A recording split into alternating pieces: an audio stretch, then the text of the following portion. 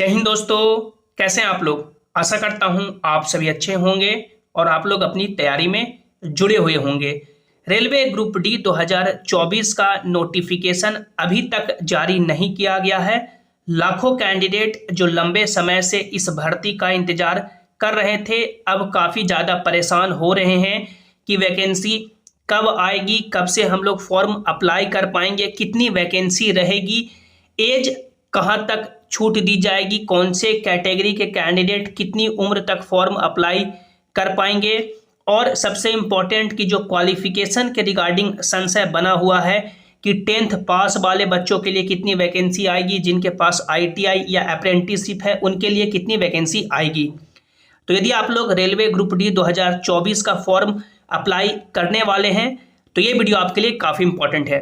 पूरे वीडियो को आपको ध्यान से देखना है, और यदि आप लोग चैनल पर पहली बार आए हैं या अभी तक भी सब्सक्राइब नहीं किए हैं तो कर लें, ताकि जो भी रेलवे ग्रुप डी 2024 के आगे के अपडेट हो उसकी सही और ऑफिशियल जानकारी आपको मिल सके। ये जो रेलवे ने अपना भर्ती कैलेंडर जारी किया था, इस भर्ती कैलेंडर में जितनी भी वैकेंसी आई है, जैसे ALP का, टेक्नीशियन का, NTPC का, जूनियर इंजीनियर का, पैरामेडिकल का, वो लगभग मान सकते हैं सभी वैकेंसी है जो ऑन टाइम आई है, यानी कि समय पे ही आई है, थोड़ा आगे पीछे। लेवल 1 के बारे में जो बताया गया था कि अक्टूबर से लेकर के दिसंबर तक वैकेंसी आ जाएगी, लेकिन इसमें थोड़ा डिले हो रहा है। लगभग मिड नवंबर आपका आ चुका है और वैकेंसी जारी नहीं की गई है।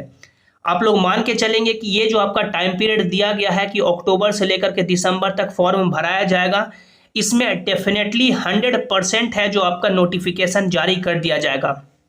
यानी आगे आने वाले कुछ ही दिन में आप लोग का नोटिफिकेशन जारी कर दिया जाएगा और आप लोग फॉर्म है जो डेफिनेटली दिसंबर महीने में भर पाएंगे। दिसंबर में आप लोग डेफिनेटली अपना रेलवे ग्रुप डी 2024 का फॉर्म भर पाएंगे, क्योंकि रेलवे ने बोला है कि जो भी रेलवे अब वैकेंसी रिलीज करेगी वो हर साल आएगी। जैसे ALP का वैकेंसी हो, टेक्नीशियन का हो, या जो भी वैकेंसी है वो हर साल आएगी और लगभग 1 साल के अंदर ही उसे कंप्लीट करने की पूरी कोशिश की जाएगी।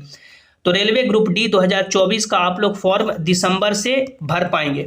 इसके बाद हम लोग आगे बढ़ें और बात करें कि क्या एज रहने वाला है 2024 वैकेंसी के लिए।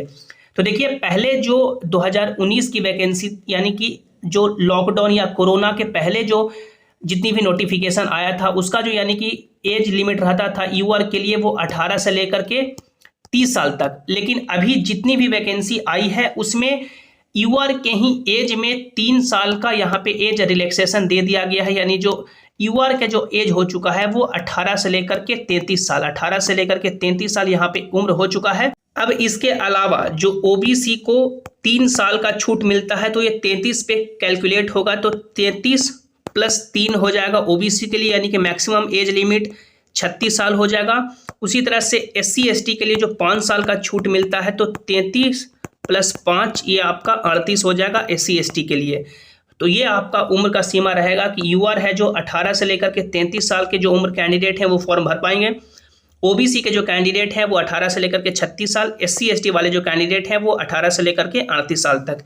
इसके बाद क्वालिफिकेशन के बारे में बात करें तो क्वालिफिकेशन के रिगार्डिंग अलग अलग सोर्सेज से, अलग अलग इंफॉर्मेशन से ये कन्फर्म हो चुका है, 100% क्लियर हो चुका है कि 2024 की वैकेंसी में ITI या अप्रेंटिसशिप है जो लागू कर दिया गया है। आप लोग ये RTI का रिप्लाई देख सकते हैं, जिसमें बताया गया है कि जितने भी टेक्निकल के पोस्ट हैं, टेक्निकल डिपार्टमेंट के पोस्ट हैं, उसमें ITI और अप्रेंटिसशिप है जो जरूरी रहेगा।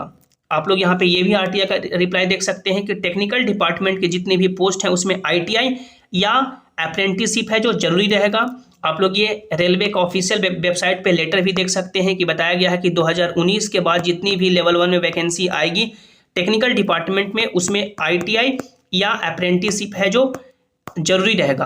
आप लोग ये लेटर भी पढ़ सकते हैं, जिसमें रेलवे ने खुद बताया है ये लेटर जारी करके कि 2019 और जो 2018 की वैकेंसी आई थी उसमें एक बार की छूट दी गई थी, और अब जितनी भी वैकेंसी आएगी टेक्निकल डिपार्टमेंट में, जैसे आपका सिविल इंजीनियरिंग हो गया, मैकेनिकल हो गया, इलेक्ट्रिकल हो गया, सिग्नल हो गया, टेलीकॉम हो गया, कैटरिंग विंग हो गया, उसमें 10th जो कैंडिडेट हैं मिनिमम है, प्लस जिन्होंने अप्रेंटिसशिप किया है या जिन्होंने ITI किया है वो फॉर्म अप्लाई कर पाएंगे।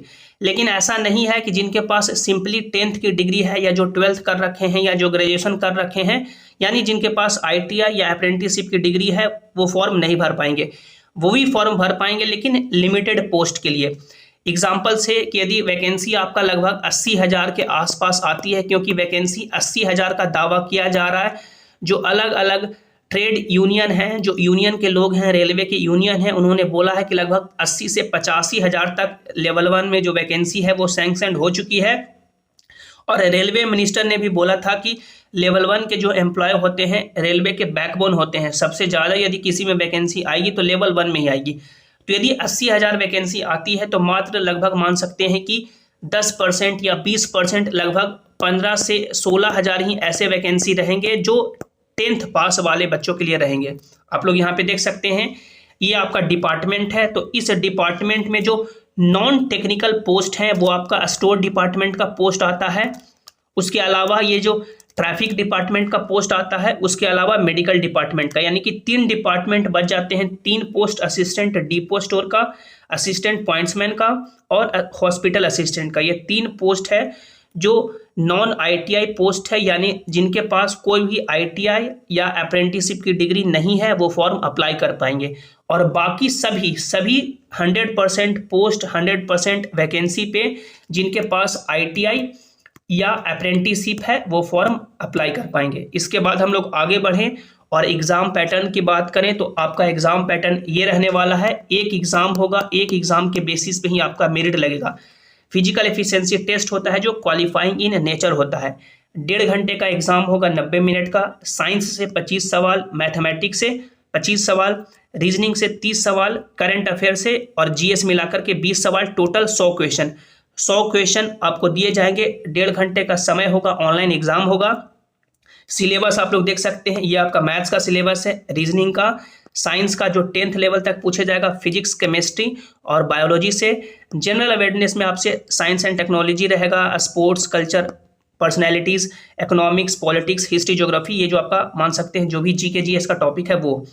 अब जो भी आप लोग अपना जोन से अपना फॉर्म अप्लाई करेंगे या जो भी आपका अपना बोर्ड से फॉर्म अप्लाई करेंगे, एग्जाम्पल से कि आप लोगों ने कोलकाता बोर्ड से फॉर्म अप्लाई किया, तो कोलकाता बोर्ड का जो भी आपके कैटेगरी का कट ऑफ जाएगा उस कट ऑफ को पार करेंगे तो आपको फिजिकल एफिशिएंसी टेस्ट के लिए बुलाया जाएगा, जिसमें आप लोग यहाँ पे देख सकते हैं मेल कैंडिडेट के लिए अलग क्राइटेरिया है और फीमेल कैंडिडेट के लिए अलग क्राइटेरिया है।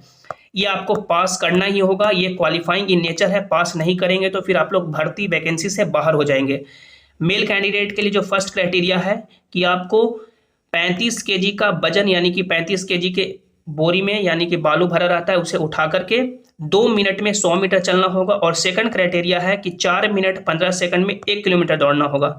उसी तरह से फीमेल कैंडिडेट को 20 kg का वजन उठा करके 2 मिनट में 100 मीटर चलना होगा और फीमेल कैंडिडेट को 5 मिनट 40 सेकंड में 1 किलोमीटर दौड़ना होगा। मेल कैंडिडेट और फीमेल कैंडिडेट को दोनों जो ये क्राइटेरिया है एक बार में ही पास करना होगा। पास करेंगे, उसके बाद जो भी आप लोग अपना मार्क्स लाए होंगे 100 नंबर में से, उसी के बेसिस पे DV यानी कि डॉक्यूमेंट वेरिफिकेशन के लिए मेरिट लिस्ट तैयार होगा और आपको डॉक्यूमेंट वेरिफिकेशन के लिए बुलाया जाएगा।